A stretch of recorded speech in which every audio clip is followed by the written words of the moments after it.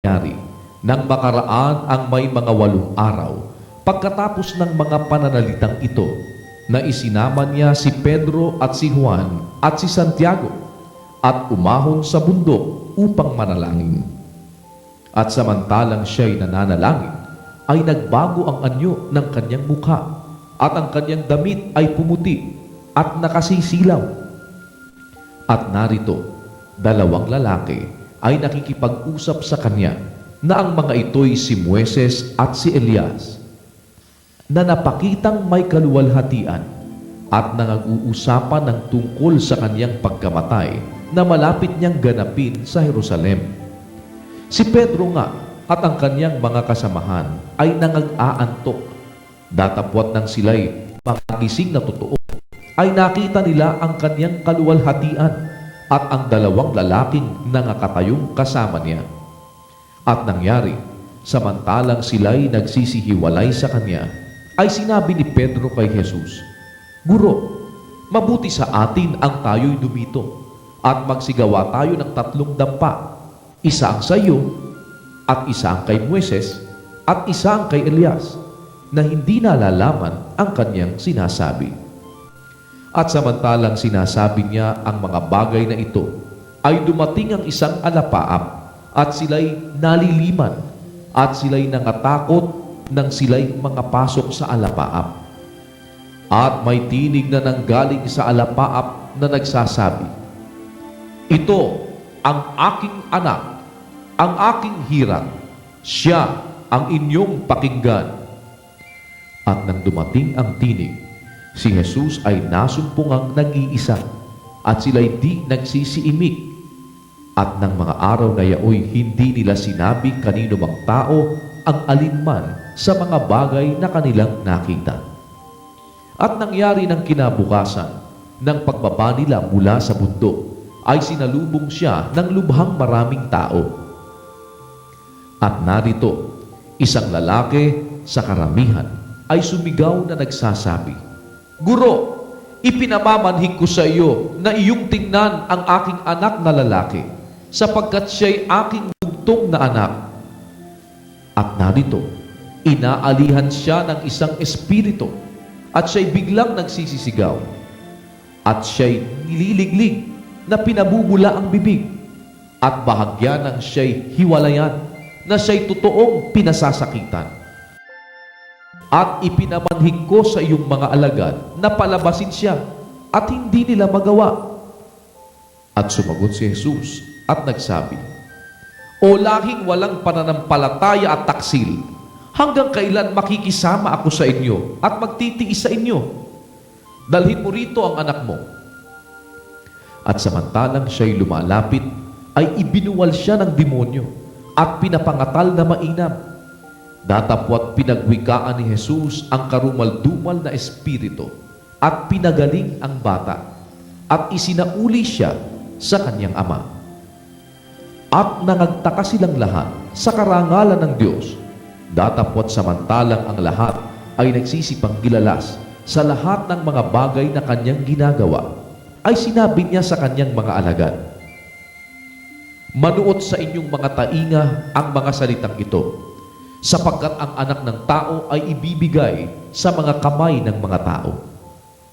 Datapwat hindi nila napag-uunawa ang sabing ito, at sa kanila'y nalilingid upang ito'y huwag mapag-unawa, at nangatatakot silang magsipagtanong sa kanya ng tungkol sa sabing ito. At nagkaroon ng isang pagmamatuwiran sa gitna nila, kung sino kaya sa kanila ang pinakadakila. Datapwat pagkaunawa ni Jesus sa pangangatwiran ng kanilang puso, ay kumuha siya ng isang maliit na bata at inilagay sa kanyang siping. At sinabi sa kanila, "Ang sino mang tumanggap sa maliit na batang ito sa pangalan ko, ay ako ang tinatanggap. At ang sino mang tumanggap sa akin, ay tinatanggap ang nagsugo sa akin, sapagkat ang pinakamaliit sa inyong lahat ay siyang dakila." At sumagot si Juan at sinabi, "Guro, may nakita kaming nagpapalayas ng mga demonyo sa pangalan mo, at aming pinagbawalan siya, sapagkat siya'y hindi sumasama sa atin. Datapwat sinabi sa kanila ni Jesus, huwag ninyong pagbawalan siya, sapagkat ang hindi laban sa inyo ay sumasa inyo. At nangyari, nang nalalapit na ang mga kaarawan na siya'y tatanggapin sa itaas, ay pinapanatili niyang harap ang kanyang mukha upang pumaroon sa Jerusalem. At nagsugo ng mga sugo sa unahan ng kanyang mukha, at nagsiyaon sila, at nagsipasok sa isang nayon ng mga Samaritano upang siya'y ipaghanda. At hindi nila siya tinanggap, sapagkat ang mukha niya'y anyong patungo sa Jerusalem. At nang makita ito ng mga alagad niyang si Santiago at si Juan, ay nangagsabi, Panginoon, ibig mo bagang magpababa tayo ng apoy mula sa langit at sila'y pugnawin? Datapwat lumingon siya at sila'y pinagwikaan, at sila'y nagsiparoon sa ibang nayon. At paglakad nila sa daan, ay may nagsabi sa kanya, susunod ako sa iyo, saan ka man pumaroon. At sinabi sa kanya ni Jesus, may mga lungga ang mga sora, at ang mga ibon sa langit ay may mga pugan. Datapwat ang anak ng tao ay walang kahiligan ang kanyang ulo.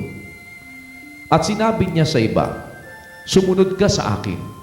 Datapwat siya'y nagsabi, Panginoon, tulutan mo muna akong makauwi at mailibing ko ang aking ama. Datapwat sinabi niya sa kanya, pabayaan mong ilibing ng mga patay ang kanilang sariling mga patay. Datapwat yumaon ka at ibalita mo ang kaharian ng Diyos. At ang iba na may nagsabi, susunod ako sa iyo, Panginoon.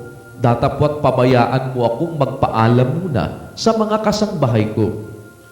Datapwat sinabi sa kanya ni Jesus, walang taong pagkahawak sa araro at lumilingon sa likod ay karapat-dapat sa kaharian ng Diyos.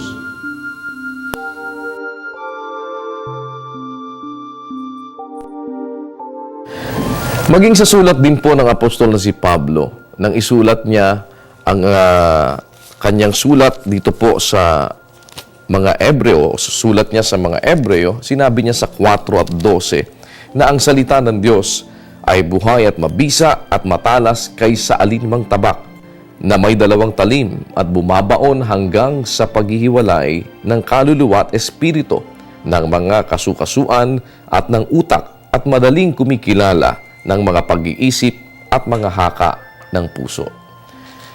Ang salita ng Diyos ay napakahalagang mabigyan ng daan sa ating mga puso at kaisipan.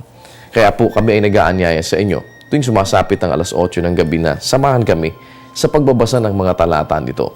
Kaya po ngayong gabi, kung sakaling meron kayong hindi lubos na naunawaan sa atin po mga binasa, inaanyayahan namin kayo.